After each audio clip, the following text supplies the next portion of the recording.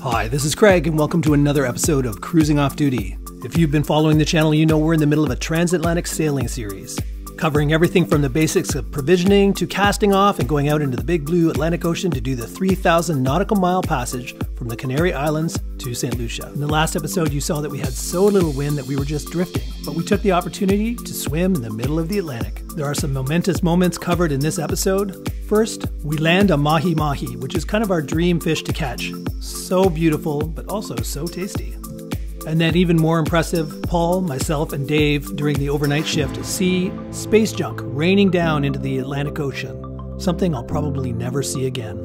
We're not exactly sure what it was, but it was definitely some sort of satellite or space station or some sort of man-made product because it rained down sparks just sort of like this one that came down in 2015. And even though we're way behind schedule, we should have probably been there already, we finally crossed the 500 miles to go mark. It was all the reason we needed to have a celebration and of course eat some chocolate cake. And do you really need a good reason to eat chocolate cake? I don't think so. All that and so much more coming up on this episode of Cruising Off Duty.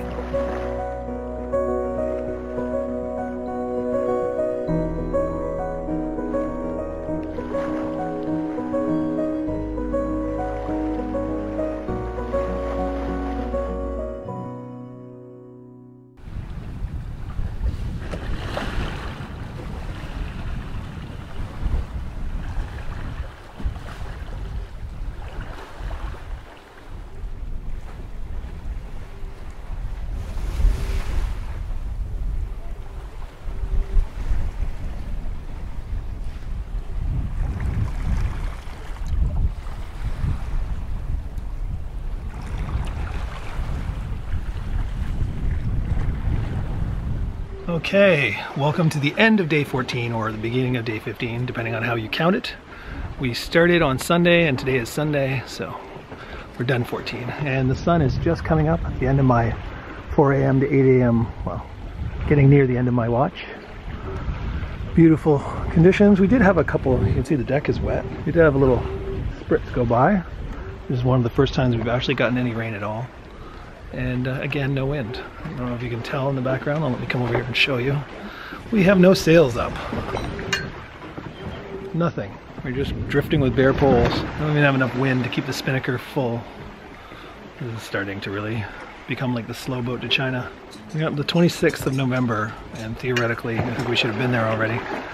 The owner was supposed to arrive in St. Lucia on the 27th, and so the original plan was we would have the boat cleaned up and ready for the owner. But the owner knew that if it took us longer, he would stay in a hotel, so he's not going to be super pissed, I guess, but you never know. But we should have been there probably around now. We still have almost 1,000 miles left to go. So, yeah, it's a lot slower than we expected. And we don't have any fuel, not enough fuel left to be motoring when there's no wind. So we just go bare poles and make a knot and a half, or sometimes as much as 2 knots, just by the sheer windage of this boat. So much of a back scoop here with this big hard bimini. It kind of grabs the wind that's coming up from behind us and plus the mast, and it pushes us along at about a knot and a half. So we're at least making some progress even under bare poles, and we move enough that the autopilot can still steer us. So it's not like we're completely floundering, but certainly not making any good time. It'll take a long time to get across at a knot and a half. It's funny, one day, was it yesterday, we had no wind as well, and the computer tells you your distance, your time to your arrival point. And when we were on bare poles yesterday, it said we were going to get there Christmas Eve. So that's probably not acceptable to the owner or any of us. So we have to hope for some wind. Now the predict wind says the wind's going to pick up tomorrow, supposedly, but we will see. Anyway, that's it for the start of day 15 or the end of day 14. I wish we would get a sunrise. We haven't gotten a real sunrise yet. We've gotten some nice sunsets, but every sunrise there's always that layer of clouds right on the horizon that kind of messes with it. So we still have time to get a good one because we're going to be here for a number of more days. Talk to you later. Oh, no. He's on. Right after that, we were able to put the spinnaker back up, which gave us a little bit of speed. And even though the sailing might not have been riveting, we had some entertainment. We started catching fish. I guess we were just going the perfect speed for fishing. As you saw in the last episode, we caught a tuna. When funny thing is, as Dan said, what he really wanted to catch was a Mahi Mahi. And don't we catch one the very next day.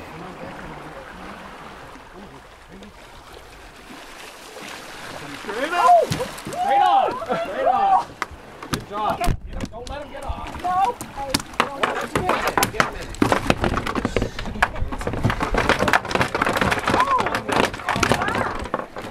Holy crap. Oh, Okay. he's beautiful. She is. It's a she. Oh, okay. Where's the run? Wait, we need a towel or something in the bucket. Yeah, you need something to pull him, hold him down. Towel. There, you got him. Now, the animal lover in all of us really didn't want to see this fish die. It's so beautiful. Dan. But we were not going to let this fish go to waste. This fish is supposedly great eating, and I've never had a Mahi Mahi. Now, we're trying to put this fish out in the most humane way possible, and we heard that pouring alcohol into its gills is the way to do it. But as you see here, rum just doesn't seem to work. And you can tell Alex is really upset that the fish isn't instantly dying. You have to open the gill. Sorry. I'm sorry. Most of us who go to the grocery store and get our fish don't realize how beautiful some of these fish are when they were alive. One thing to notice about this fish in particular is the color changes after it passes away from brightly colored to gray. Yeah. Wow. Oh look, he's starting to go. Oh. Isn't that amazing how the color changes like that? Yeah. Here's Dan with his catch. We finally got him subdued. Good size. It's turning fast. Nice job, Dan. That was a lot of work. Was that a lot of work on your arms? It was a lot of work. Yeah. You look tired by the end. At the very end there, we just lost him, but I stayed on. I don't know how you tied that rope around his fin in the water like that. Dan jumped in the water and swam after him. Well, after the barrel racing, you know, comes the hell tide. And the cool thing you notice is the color changes from when he's alive to now, eh? Now he's more silver. Yeah, it's starting to silver out. All right. Okay, now we're referring to the book to figure out how we're supposed to fill it. This thing. I don't know how to. We don't have anything, do we? Paul and Alex worked as a team and got the fish filleted and used every ounce of meat we could find. So there's the Mahi Mahi, breaded by Dan. Gonna be the first time for Mahi Mahi for me. Now a bit of a squall's come up. This is welcome wind. We're doing 9-10 knots, which is something we could really use. All right, the end of day, I believe, That's 15. a good one. That's coming right up our ass. We just took the spinnaker down Yeah. because beautiful sunset. I want to make sure we get that first. But behind us is some squalls coming, and we didn't want our spinnaker up with that coming at us. So we're going to put our jib and genoa back up. I want to make sure we capture this beautiful sunset. Yeah, that's right. Are we going to keep them out early or put them away?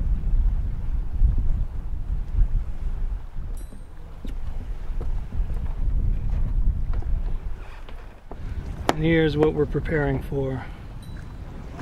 Hopefully it'll bring us some wind. Day 16 was more of the same with downwind sailing. We had a little bit more wind, so we dropped the spinnaker and got up the wing-on-wing configuration.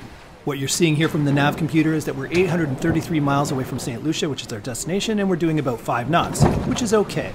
Not great, but okay. Here are some great shots that Paul got with his GoPro by putting it on the end of a pole. GoPros are great, but they have horrible sound, so I'm going to throw some music in here while you see these beautiful shots.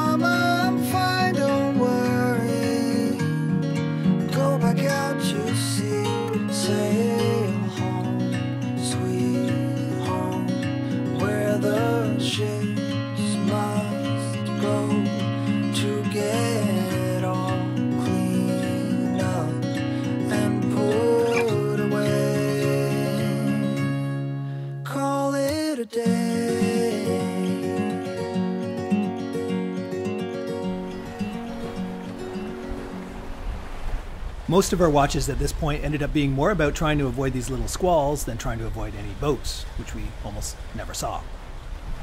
Paul's taping up the sort of like a wire that the catamaran has that holds the two hulls apart. There's a wire that goes across and it sort of barely rubs the bottom of the jib. So Paul's put some tape on the jib and some tape on the wire just to stop any abrasion. As you can see over in the left there, we're just gonna veer around a squall. Been a good day. We're actually making some good time, sailing over 6 knots for once. Alex making another amazing dinner, and we got some dessert going on too. What's the dessert? Oh, the dessert. Apple, pear, and blueberry crumble on the menu tonight.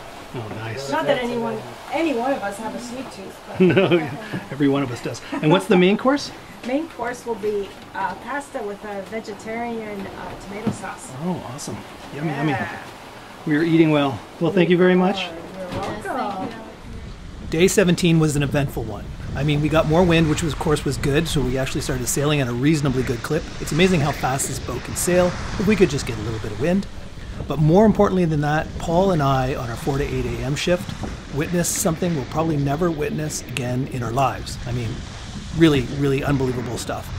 We saw a flaming ball, which at first we thought was a meteor, but then we realized it's going way too slow and little sparks were coming off of it, that we eventually figured out we just saw a space station or some other piece of junk come raining down to Earth in the middle of the Atlantic. Since this happened, I've read a lot on the internet, and I find out this sort of thing happens fairly regularly, and the public's just not well aware of it. Most of the junk doesn't make it all the way to the Earth or hurt anybody, so it doesn't make the news. Here's some footage from a 2015 European satellite that came back to Earth. Ours looked similar in the fact that it was a big flaming ball of something. Ours was a little different though because it was one big chunk with little sparks coming off the side of it, but this one looks like it's multiple chunks coming down at once. So, similar but not quite the same. Paul and I were on watch when it happened, so we saw the entire thing. Dave caught the tail end of it, and he was aware of a Chinese space station that was supposed to come back to Earth that he'd read about before we did this trip. Of course, the Chinese never tell you when it's coming down or exactly where it might come down, so anyone's guess whether that's what we saw. Hello, welcome to day 16, I believe. Maybe it's 17. It's the 28th of November anyway, so we've had some really exciting things happen. Last night on my 4 to 8 a.m. shift or watch with Paul, I was inside, was having a little nibble, and Paul was out on at the helm. And he actually had time to say, Craig, and he called me twice, and I was like, oh, maybe a sail has gotten tangled or something. So I come out, it takes me a few seconds to get out behind the table and come out. And in that time, he'd seen over here on the horizon, he saw what he thought was a star, but then it started to get brighter, and he just thought it was weird. He got the binoculars out thinking it might have been the mast of a boat coming because it was right, just barely above the waterline. And then he called me out while he was looking through binoculars. And then I had enough time to come out, and it got brighter and brighter, and then it started to be a flaming, we thought it was a meteor, a slow speed meteor that went all the way, 2/3 of the way across the sky.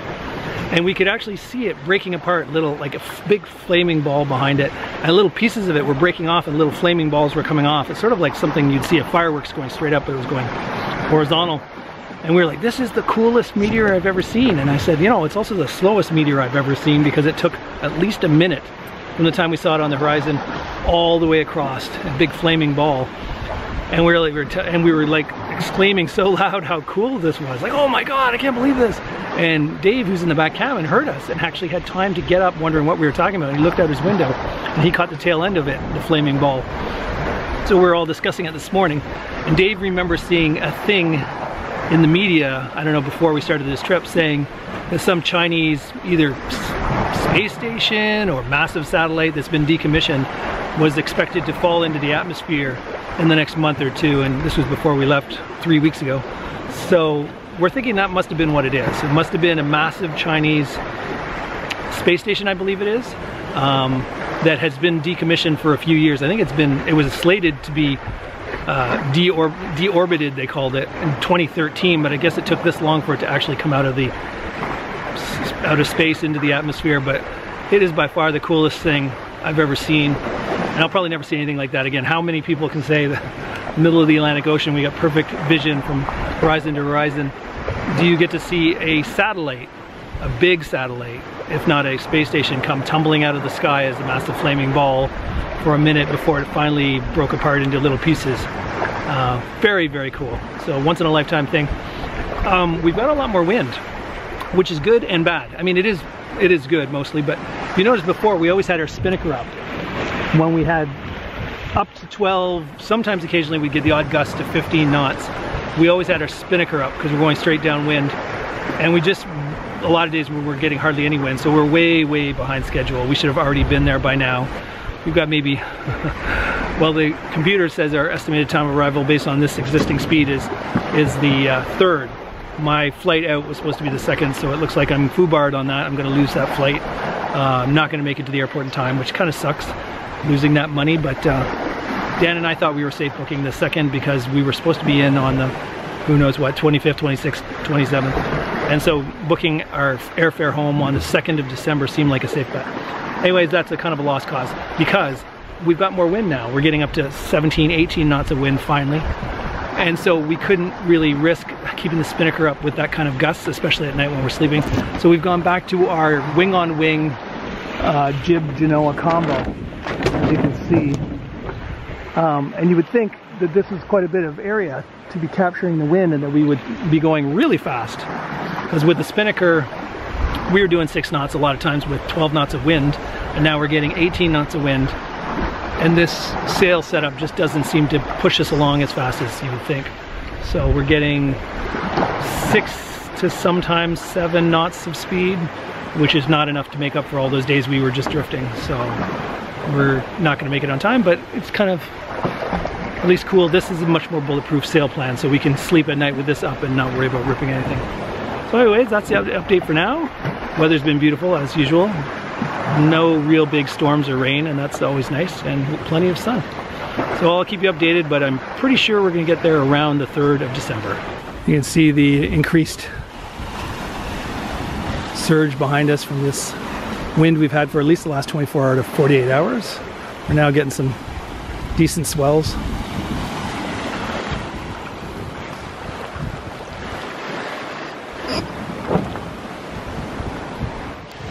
Okay, welcome to day 17, I think. We left on the 12th, so whatever that number is, that's the date we're on. And last night was a roller coaster ride. We finally got wind for the first time. And it's still windy now. I'm just finishing my 4 a.m. to 8 a.m. shift, and I'll just pan around and show you. It's still beautiful, mostly blue skies with the occasional squall. And this is what the ocean looks like. White caps. Occasionally you get a good swell. And there's a squall over there. We had one blow by just recently. But according to Paul, who's done this, what, 9 times, this is the weather we were supposed to have the whole crossing, which means this is why we should have been there already. And we have about 600 nautical miles left to go.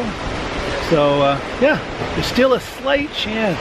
The ETA on the computer, if we kept the speed going, says we'll get there December 2nd around 2 in the afternoon. So if we can pick up a bit of speed somewhere along the line, I might actually make my flight.